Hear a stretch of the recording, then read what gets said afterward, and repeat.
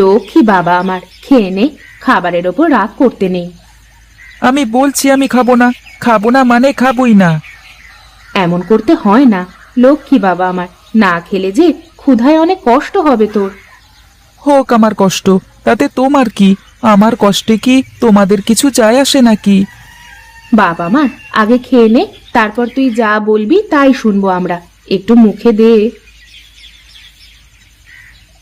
আচ্ছা, আমি কথা দিলাম তোকে, কালই আমি তোকে নতুন ব্যাগ কিনে এনে দেব। না, তোমাদের আমার চেনা হয়ে গেছে। এখন ফুসলিয়ে ফাসলিয়ে খাওয়াতে পারলে পরে আর মনে থাকবে না। নতুন ব্যাগ কিনে না আনা পর্যন্ত আমি কিছুই খাবো না। কি হচ্ছে এখানে শুনি? কি আর হবে, সেই কখন থেকে খাওয়ানোর জন্য দাঁড়িয়ে আছি, এক মুঠো ভাতও গালে দিল না। আরে না খায় রেখে দাও, পেটে টান পড়লে তখন হাড়ি খুঁজে খুঁজে খাবে। হ্যাঁ, দিন দিন লাই দিতে দিতে যেন মাথার উপর চড়ে বসেছে। তুমি থামো তো, তোমার অফিসের সময় হয়ে যাচ্ছে, তুমি যাও।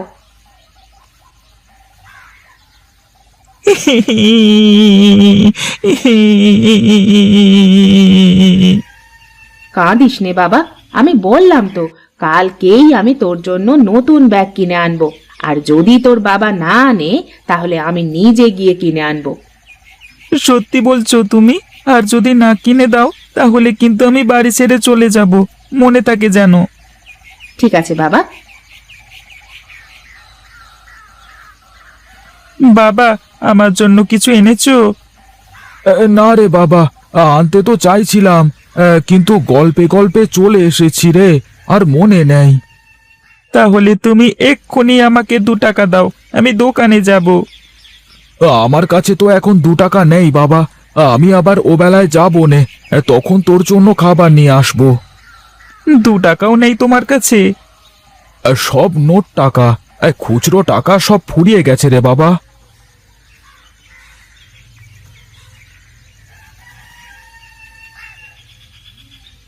আর কত এভাবে মিছে কথা বলে যাবে তুমি? কি করব বউ বলো, নিজের ছেলের এই ছোট ছোট আবদারগুলো পূরণ করতে পারি না। এর থেকে মরে গেলেও তো বেঁচে যেতাম। ও কথা মুখেও এনো না, ও তো ছোট মানুষ, তাই না বুঝে যখন তখন যা কিছু চেয়ে বসে। তা তোমার কাজের কি কোনো ব্যবস্থা হলো? না গো, তেমন কাজ এখনো জোগাড় করতে পারিনি। চিন্তায় তো মাথায় কোনো কাজই করতেছে না। আমি আরো ভাবলাম যে আজ যদি কোনো কাজ পাও তাহলে তোমাকে বলবো ছেলেটার জন্য একজোড়া স্যান্ডেল আনতে। ঠান্ডা মাটিতে কেমন খালি পায়ে ঘুরে বেড়াচ্ছে। দেখি ও বেলা একটু খোঁজ করে, কাজ বাজ একটা না একটা মিলে যাবে। তা তোমার রান্না বান্না কত দূর? এই তো রান্না শেষ হয়ে গেল, তুমি হাত মুখ ধুয়ে এসে বসো, আমি খাবার দিচ্ছি। কিরে বাবা, না খেয়ে বসে আছিস কেন? রোজ রোজ এই ডাল দিয়ে ভাত খেতে আর ভালো লাগে না। আজকের মতো খেয়ে নে বাপ, কাল থেকে মাছ দিয়ে ভাত দেব। খেয়ে নে বাবা, আমি তো মাছ কিনতে বাজারে গিয়েছিলাম, কিন্তু যেয়ে দেখি বাজারের সব মাছ ফুরিয়ে গেছে। তাই তো আজকে মাছ কিনতে পারিনি। বাবা, এবার কিন্তু আমাকে নতুন সোয়েটার কিনে দিতে হবে, শীত তো চলেই এলো। আগে ভালো করে শীত আসুক, তারপর কিনে দেবক্ষণ। একটা সোয়েটার আজ ক বছর পরছি বলো তো মা? ঠিক আছে রে বাবা, এবার শীত শুরু হওয়ার আগেই তোর জন্য নতুন সোয়েটার কিনে দেব। এখন চুপচাপ খেয়ে নে তো দেখি, তোদের খাওয়া শেষ হলে আমি বাইরে কাজে যাব।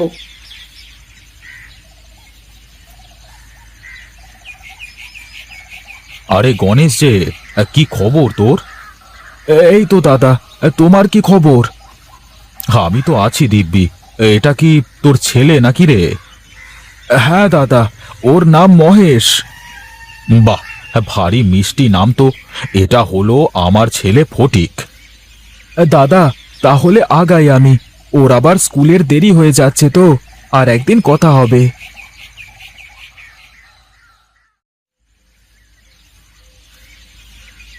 দেখেছো বাবা, ওই ছেলেটা কেমন ছেঁড়া ব্যাগ নিয়ে স্কুলে যাচ্ছে?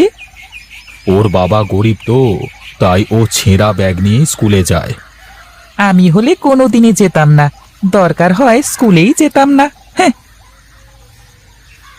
তুমি কি ওনাদের চেনো বাবা? হ্যাঁ রে বাবা, আমরা আগে একই স্কুলে যেতাম। ও আচ্ছা, ওনারা বোধহয় অনেক বড় লোক, তাই না বাবা? হ্যাঁ রে বাবা, ওরা অনেক বড় লোক, অনেক বড় বাড়ি। ওই ছেলেটার ব্যাগটা কত সুন্দর, আমার যদি ওরকম একটা ব্যাগ থাকতো। শোন রে বাবা, আমরা তো গরিব, তাই আমাদের ছেঁড়া ব্যাগ ছেঁড়া জুতো পরিয়ে চলতে হয়। তুই একদিন লেখাপড়া শিখে অনেক বড় হবি, তখন দেখবি তোরও বড় বাড়ি হবে, বড় গাড়ি হবে। তুমি কেঁদো না বাবা, আমি আর কোনো কিছুর জন্য তোমাকে জোর করব না। চলো, আমার স্কুলে দেরি হয়ে যাচ্ছে।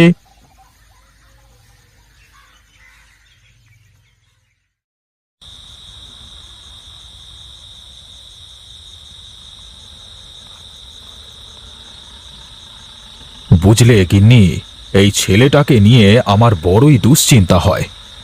তুমি খামোখা চিন্তা করতেছো, ও তো এখনো অনেক ছোট, বড় হলে সব ঠিক হয়ে যাবে। আমি যখন ছোট ছিলাম তখন একবেলা খেয়ে দুবেলা না খেয়ে থেকেছি। আমার বাবা মা খুবই গরিব ছিল, মাঝে মধ্যে তো রাতে শুধু পানি খেয়ে ঘুমিয়ে যেতাম। তুমি কষ্ট করেছো বলেই তো এখন আর আমাদের কোনো কষ্ট নেই, আমাদের তো এখন সব কিছু আছে।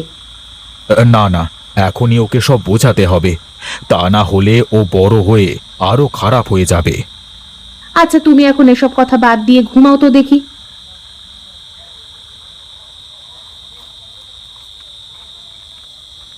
দেখো বাবা, দেখো এই ছেলেটা কিভাবে শীতের মধ্যে কষ্ট করে এই রাস্তার ধারে শুয়ে আছে। আচ্ছা বাবা, ওদের শীত লাগে না? এভাবে রাস্তায় শুয়ে থাকে ওরা? চলো, আমি তোমাকে দেখাই।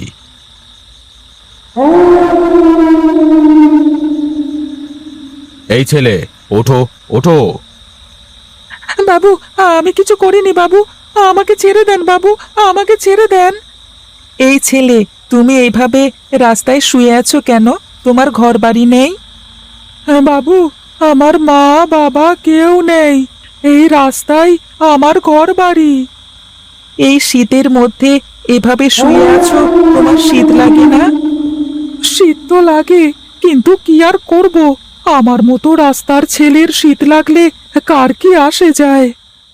বাবা, তুমি ওকে এক্ষুনি একটা শীতের কাপড় কিনে দাও।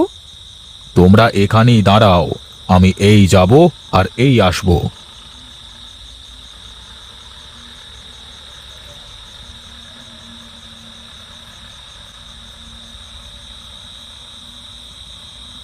এই নাও বাবা,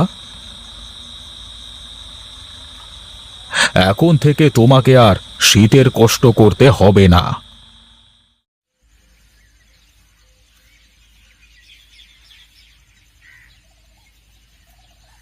যা শীত পড়তেছে, তাতে করে গরিব মানুষের তো বেঁচে থাকাই দায়।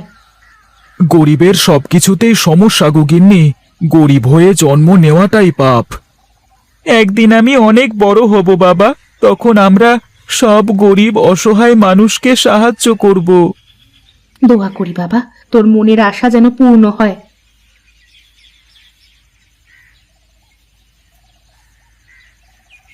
আরে দাদা, তুমি তুমি হঠাৎ করে আমার বাড়িতে? ছেলে বায়না ধরলো, তাই তো হাঁটতে হাঁটতে চলে এলাম এদিকে। এই নাও, এটা তোমার জন্য। এসবের আবার কি দরকার ছিল? দরকার আছে গোপাল, দরকার আছে। আর এই নে, এটা তোর আর এটা তোর গিন্নির। আর শোন গণেশ, এখন থেকে তোর ছেলে আর আমার ফটিক একই স্কুলে পড়বে, আর এখন থেকে ওরা বন্ধু। শুনলাম মহেশ নাকি ক্লাসের ফার্স্ট বয়। হ্যাঁ দাদা, ও লেখাপড়ায় খুব ভালো। এখন থেকে আমি আর মহেশ একসাথে পড়ালেখা খেলাধুলা সবকিছু করব কাকু। ঠিক আছে বাবা, তোমরা দুজনে একসাথেই খেলবে এখন থেকে। এখন তাহলে চলি রে গণেশ, কালকে আবার দেখা হবে কেমন?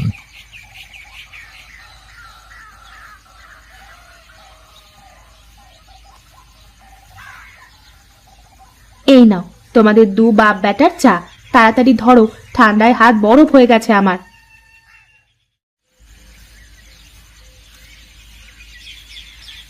বাহ, আমার ছেলেটা তো বেশ লক্ষ্মী হয়ে গেছে মনে হচ্ছে। আজকে থেকে আমি আর কোনো জিনিসের জন্য বায়না করব না মা। ওমা, কেন, কি হয়েছে? জানো মা, এই শীতে গরিব মানুষ কত কষ্ট করে, গরিব মানুষের জীবন কত কষ্টের হয়। আমার সোনা ছেলে, দোয়া করি তুমি অনেক বড় হও আর গরিব দুঃখী মানুষের পাশে দাঁড়াও। তোমাকে অনেক ধন্যবাদ বাবা, তুমি না দেখালে আমি কখনোই বুঝতে পারতাম না। জীবনে বড় হতে হলে নিজের থেকে যারা ওপরে আছে তাদের দিকে না তাকিয়ে নিজের থেকে যারা নিচে আছে তাদের দিকে তাকাতে হয় বাবা। তোমার এই কথা আমার সারা জীবন মনে থাকবে বাবা। আর এতদিন তোমাদের অনেক কষ্ট দিয়েছি বাবা, এখন থেকে আর একটুও কষ্ট দেব না, কথা দিলাম। ঠিক আছে বাবা, ঠিক আছে। এবার তাহলে চাটা খাও, তা না হলে যে ঠান্ডা হয়ে যাবে।